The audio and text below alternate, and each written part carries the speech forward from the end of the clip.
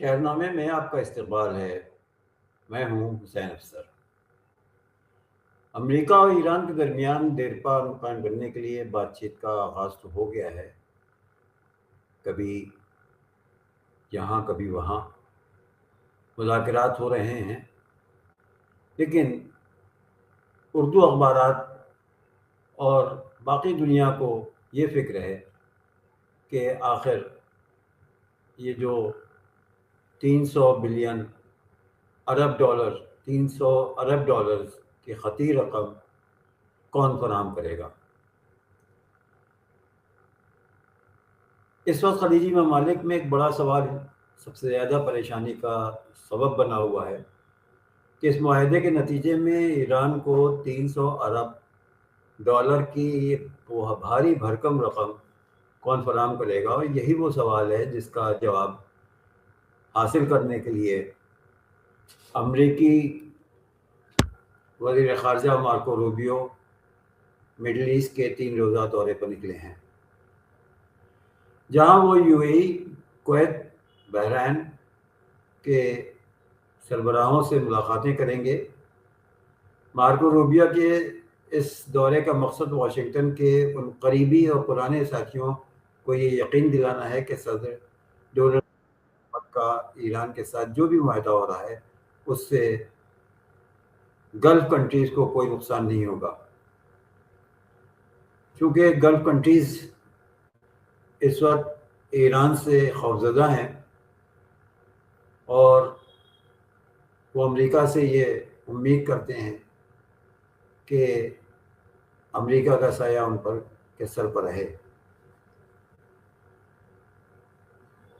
خلیجی ممالک کو اس سفارتکاری یا امن کی کوششوں پر کوئی اعتراض نہیں ہے، کیونکہ وہ خود امریکہ، اسرائیل اور ایران کے درمیان لڑائی کو روکنے کے حق میں تھے، بلکہ انہیں اصل تشویش اس بات کی ہے کہ ایران کو کیا کچھ ملے گا۔ کیا یہ ڈیل ایران کے پرانے فوجی کے لیے روک سکے گی یا نہیں؟ اس وقت سب سے زیادہ بحث ایران کو ملنے والے 300 ارب ڈالر کے ایک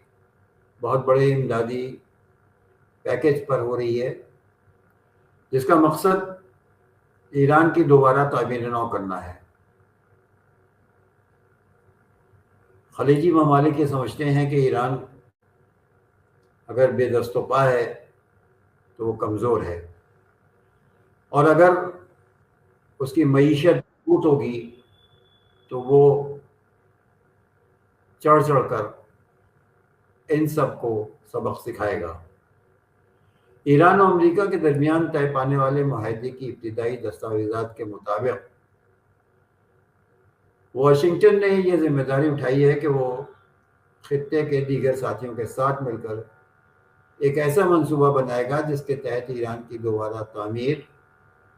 اور اس کی معیشت کو دوبارہ کھڑا کرنے کے لیے کم از کم 300 ارب ڈالر رکھے جائیں گے، اور اس منصوبے کو چلانے کا طریقہ کار اگر اگلے 60 دنوں میں طے کیا جائے گا۔ اب گلف کے حکمراں اس بات سے ڈر رہے ہیں کہ اتنی بڑی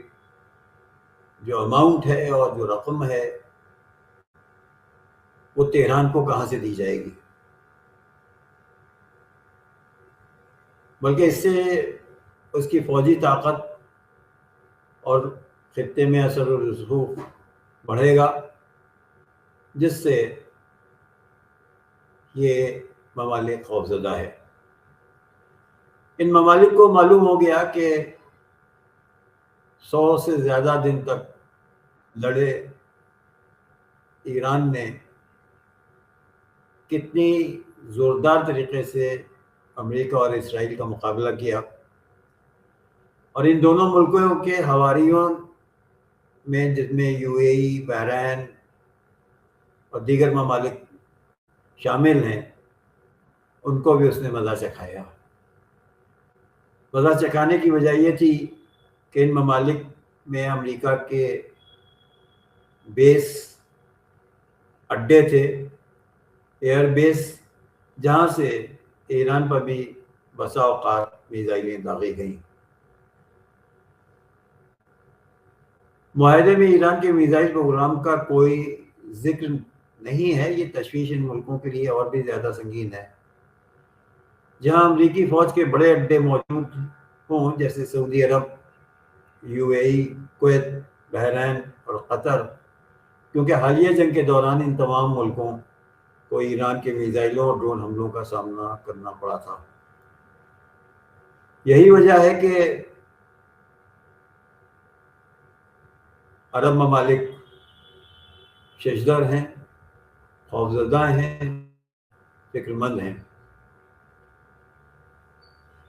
اب تک کسی بھی عرب ملک نے اس فنڈ میں پیسہ دینے کی حمایت یا حامی نہیں بھری ہے، خاص طور پر اس لیے کہ جنگ سے پہلے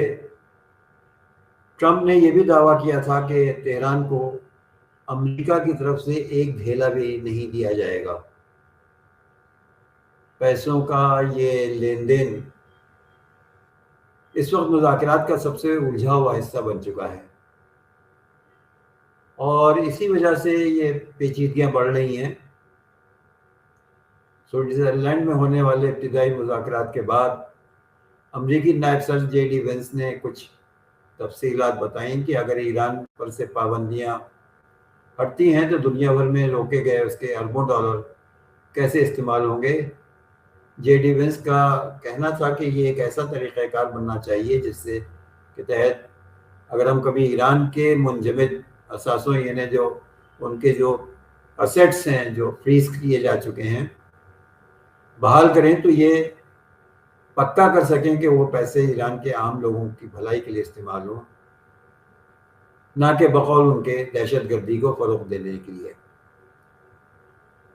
امریکہ کے نائب صدر جے ڈی وینس کے مطابق واشنگٹن اور قطر مل کر اس بحال ہونے والے پیسے کی نگرانی کریں گے۔ انہوں نے یہ بھی کہا کہ جیرڈ کشنر نے قطریوں کے ساتھ مل کر اس کا ایک بہت ہی دلچسپ حل نکالا ہے، جس کے تحت اگر ایران کا کوئی بھی روکا ہوا پیسہ بحال ہوتا ہے تو اس کے استعمال کی منظوری ہم بھی دیں گے اور قطری بھی دیں گے، اور پھر اس پیسے سے ایران کے عوام کے فائدے کے لیے امریکہ سے مکئی اور گندم کی خرید کی جائے گی۔ اس طریقے سے ایران اپنے پیسے تک پہنچ تو جائے گا، لیکن وہ رقم صرف انسانی ہمدردی اور اناج کی خریداری کے لیے استعمال ہو سکتی ہے۔ یہ صورتحال عجیب مضحکہ خیز ہے کہ میاں کی جوتی میاں کا سر، یعنی ایران کے منجمد اور غصب کیے ہوئے اثاثوں کو اگر بحال بھی کیا جائے گا، وہ خزانے دیے بھی جائیں گے، وہ صندوقچے دیے بھی جائیں گے، تو اس کی کنجی جو ہے وہ امریکہ اور قطر کے ہاتھ میں رہے گی۔ قطر کی کوئی حیثیت نہیں ہے، امریکہ کی حیثیت ہے۔ انہیں اگر آپ کو چھوٹی چھوٹی چیزیں بھی خریدنا ہے تو آپ کو ان سے اجازت لینا پڑے گی، انہیں آپ کو ایک طرح سے غلامی کرنا پڑے گی۔ دوسری طرف ایران نے بھی واضح کیا ہے کہ وہ اپنے اثاثوں پیسوں کو اپنی مرضی کے مطابق استعمال کرنے کا پورا حق چاہتا ہے۔ یقیناً ایران کے مرکزی بینک کے گورنر کے مطابق ان کے روکے گئے پیسوں کے بارے میں حتمی فیصلہ صرف اور صرف ایرانی حکام کی مرضی سے ہی ہونا چاہیے۔ یہ رقم کوئی چھوٹی موٹی نہیں ہے۔ شروع میں اگرچہ بات چیت 6 ارب سے 25 ارب ڈالر پر ہو رہی تھی، لیکن اندازوں کے مطابق پابندیوں کی وجہ سے اس وقت دنیا بھر کے بینکوں میں ایران کے 100 ارب سے لے کر 120 ارب ڈالر تک کے اثاثے پھنسے ہوئے ہیں۔ یہ اثاثے 40 برس کے عرصے پر محیط ہیں، جب امریکہ نے ایران کو بے دست و پا کر دیا تھا،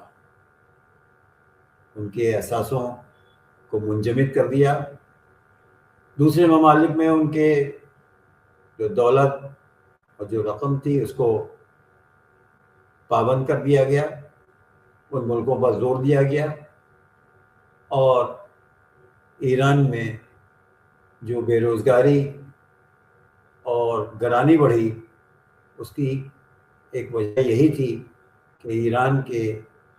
ہزاروں ارب ڈالر دوسرے ملکوں میں پھنسے ہوئے ہیں، جس پر امریکہ ناک بن کر بیٹھا ہوا ہے۔ حالات اگر بہتر ہو جائیں تو اچھا ہے، ورنہ یہ بات اپنی جگہ ہے کہ ایران تیار بیٹھا ہے، وہ منجمد اثاثوں کے لیے کوشش تو کر رہا ہے، لیکن مشروط بحالی پر وہ تیار نہیں ہے۔ اور اگر امریکہ نہیں مانا تو ظاہر ہے کہ جہاں سے سفر شروع کیا گیا تھا گھوم پھر کر پھر وہیں واپس آ جائے گا۔